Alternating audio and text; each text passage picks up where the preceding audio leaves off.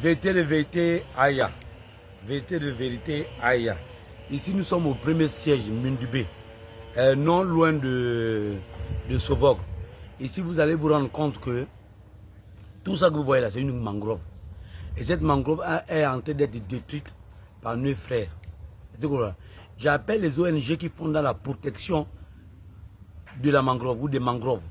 Parce que ça là, ce désastre là, c'est inacceptable de voir ça. Ouais. Tout ça là, vas-y, suis-moi mon frère. Ouais. C'est des habitations qui se sont implantées sur la mangrove. Et en réalité, les communautés qui vivent ici sont plus ou moins en danger. Ça, je ne vous cache pas. C'est inacceptable que dans un pays comme le Gabon, où il y a des ONG qui se battent pour la protection de l'environnement, mais on vit comme ça.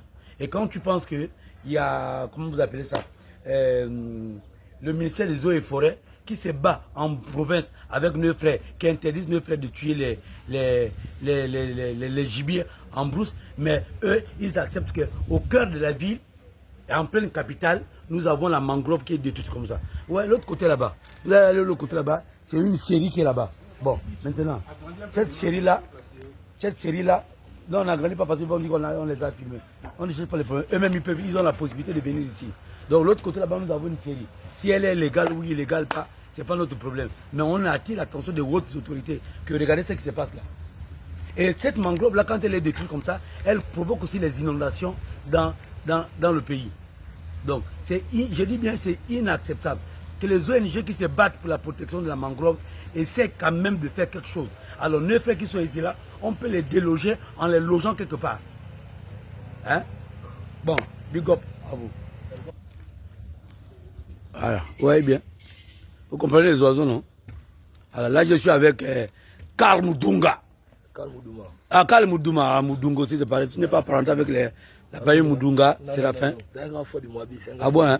Ouais. Bon, sinon, c'est que je veux interpeller un peu les autorités compétentes, en quelque sorte le ministre de l'Environnement et ceux du cadastre, parce que c'est infernal ce genre de comportement pour nos frères venus d'ailleurs. Tout à l'heure, on a aperçu, pendant qu'on fait le reportage, on a aperçu sur le bois des mers une scierie qui biche les bois, les billes de comètes dans l'eau. On ne sait pas si c'est légal ou bien c'est illégal. Il faudrait que les eaux passent par ici faire un état de lieu. Un état de lieu parce que c'est un peu infernal par ici.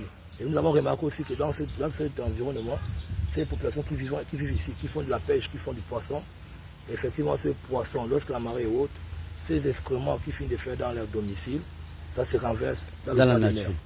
Et c'est pas du tout normal. Le poisson qu'on mange à Libreville là-bas, il y a partout dans les environs là. Le poisson fumé là. Le poisson fumé qu'on mange. Parce qu'on est venu découvrir la vérité. Voilà. Donc c'est le seul sens que j'appelle. Ok. Ici vous avez Cédric Paten qui est là. Moi je voudrais interpeller les plus hautes autorités de venir sur place et faire le constat eux-mêmes. Pour ne pas qu'ils disent que tel ont parlé, c'est qu'ils viennent voir la réalité de la mangrove de Mindoubé. Ok.